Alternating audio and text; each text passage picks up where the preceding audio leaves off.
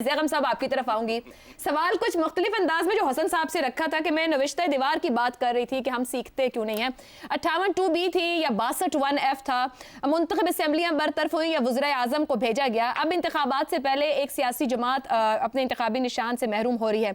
Election act की section 215 क्या एक और ऐसा टूल बन गया है जो इस्तेमाल होगा हमारे इस पार्लिमानी जमहूरियत में? आपने बहुत ही अच्छी बात कही। इनफैक्ट यही बात कुछ देर पहले मैं एक और शो में कह चुका हूँ कि पहले 58(2)B था जो ज़ियाउल हक लाया था और 90 की दहाई में वो चलता रहा। उसके बाद 62(1)F का फंदा जिसे फिर सियासतदानों ने अपने लिए इख्तियार किया और जारी रखा, और ये तीसरा फंदा है और ये भी उसी तरह का फंदा है। और ये सियासी जमातें जो आज उछल कूद रही हैं और खुशी मना रही हैं, कल यही फंदा इनकी गर्दन भी नाप रहा होगा। देखिए हकीकत क्या है, हम दो तीन अंदाज में इस मसले को देखते हैं। हकीकत ये है कि पाकिस्तान की किसी भी पार्टी में जमहूरियत नहीं है अंदरूनी। दुरुस्त। जमात इस्लामी को एक एक्सेप्शन समझा जाता है, उस पर एक तफसील पर गुफ्तगू हो सकती है, वो अलग बात है, मेरी एक और राय है उस पर। किसी के अंदरूनी जमहूरियत नहीं है। एक रस्मी कार्रवाई होती है, एक खाना पूरी होती है, हमेशा कबूल कर ली जाती है। अभी मुस्लिम लीग नवाज़ ने अपने इलेक्शन अनाउंस किए मरकज़ी, बिला मुकाबला 6 लोग मुंतखब हुए, जिसमें एक भाई, एक बेटी, एक समधी और 3 अजीज़ दोस्त हैं। यह है उनका इलेक्शन, ये है हकीकत। दूसरी बात क्या है कि एक पार्टी ने अपने आइन की खिलाफ वर्जी की है, पाकिस्तान के आइन की नहीं। ये गुफ्तगू नहीं चली पाकिस्तान की आइनी अदालत में, सारी गुफ्तगू ये चली कि तुमने अपने आइन की खिलाफ वर्जी की है और ये हुआ जुर्म। सज़ा क्या है कि पाकिस्तान के 2 करोड़ लोगों को डिसएनफ्रेंचाइज कर दिया गया है, अपनी हक के राय दही से महरूम कर दिया गया। पाकिस्तान की सबसे बड़ी जमात को एक पतली गली से निकालकर बैन कर दिया गया है। पार्टी को बैन करना पाकिस्तान के आइन के मुताबिक एक बहुत बड़ा काम है, एक बाकायदा कार्रवाई होती है, सुप्रीम कोर्ट उसको बैन करती है। आज तक सिर्फ एक पार्टी बैन हुई है, नेशनल अवामी पार्टी नैब, सन 70 की दहाई में। लेकिन इनडायरेक्ट तरीके से मुल्क की सबसे बड़ी पार्टी को बैन कर दिया गया है। वो पार्टी के तौर पर इलेक्शन में हिस्सा नहीं ले सकती। उसके वर्कर्स जो हैं, उसके जो उसके उम्मीदवार हैं, वो चूचा, चैनक, बकरी, चिमटा, ये उनको दिए गए हैं, अलाट किए गए हैं उनको सिंबल्स जिनके तहत वो लड़ेंगे इलेक्शन। अब आप ये देखिए कि जो सारी गुफ्तगू थी वो ये थी कि क्या इलेक्शन एक्ट के तहत, मैं बात कर रहा हूँ जो आईनी गुफ्तगू हुई सुप्रीम कोर्ट में, कि क्या इलेक्शन एक्ट के तहत इलेक्शन कमीशन किसी पार्टी के इंतखाबात के अंदरूनी मामलात के जा सकता है, उसके आइन के अंदर जा सकता है।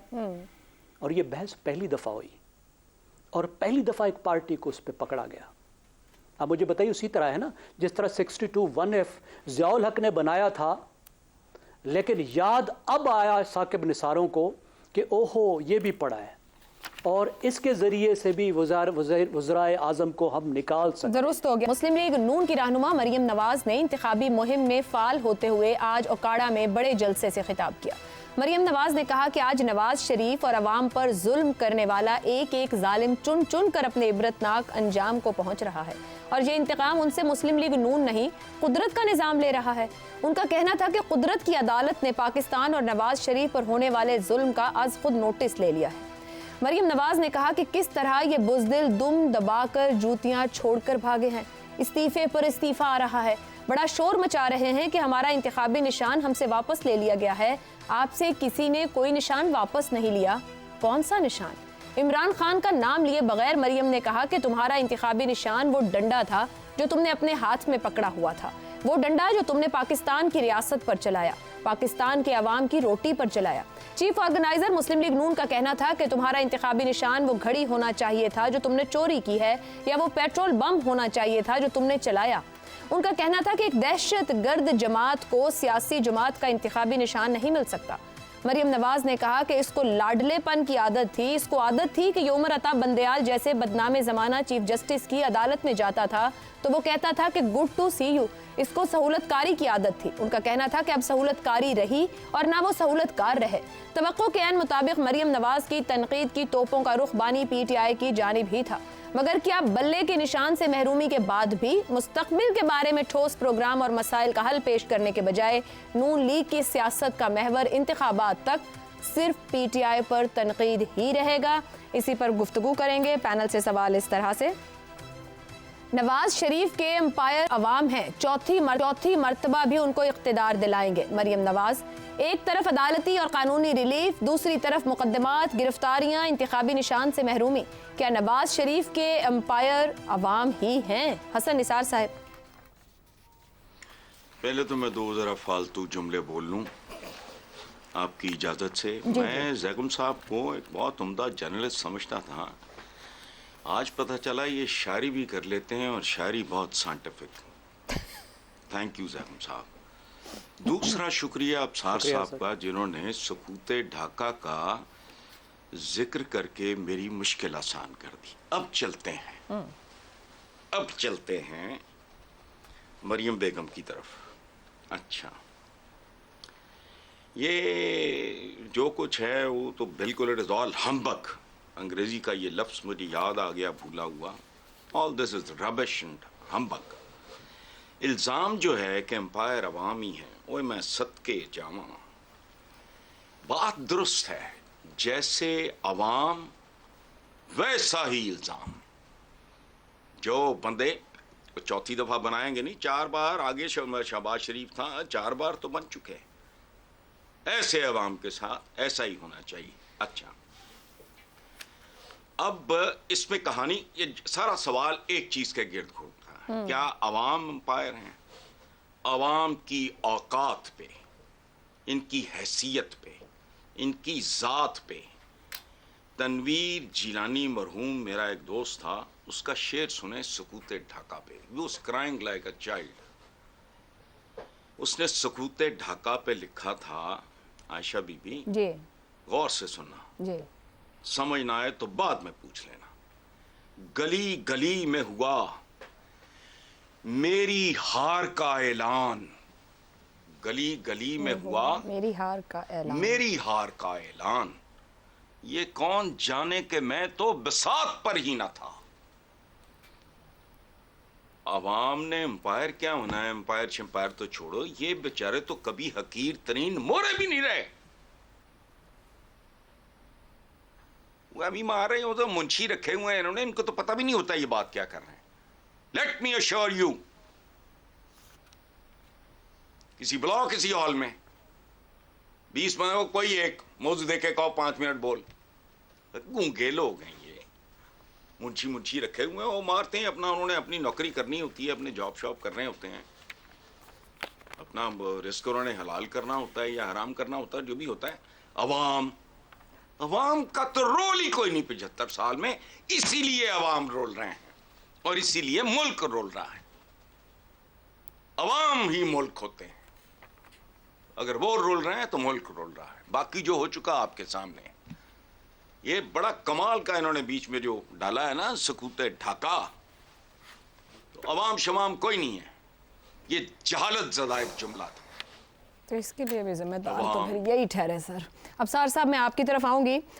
एक और जो आज उन्होंने अपने खिताब के दौरान जुमला दिया, एक दहशतगर्द जमात को सियासी जमात का इंतखाबी निशान नहीं मिल सकता। सवाल यह है कि सियासी अशराफिया की अगली नस्ल भी हाईजैकर, गद्दार, सिक्योरिटी रिस्क जैसे अलकाबात की सियासत ही जारी रखेगी क्या यहाँ पर? अगर ये जारी रखेंगे सियासत, तो फिर यहाँ ना जमहूरियत मजबूत होगी ना सियासत मजबूत होगी। आपने पिछले सवाल में जो हसन निसार साहब से पूछ रही थी, उसमें ये बात कही है आपने कि क्या ये इमरान खान को ही डिस्कस करते रहेंगे या अपना कोई प्लान भी देंगे। तो मैं ये समझता हूँ कि इन्हें अपना प्लान देना चाहिए कि क्या प्लान है इनके पास, उस पर बहस होनी चाहिए। इसी बात आपने एम्पायर की देखें, एम्पायर जो है ना, पेट से बड़ा एम्पायर कोई नहीं है। और पाकिस्तान की जो मईशत है ना, معیشت سے بڑا امپائر کوئی نہیں ہے. اب میں امپائر کی بات پہ, یہ معیشت کی بات پہ سوچ رہا تھا.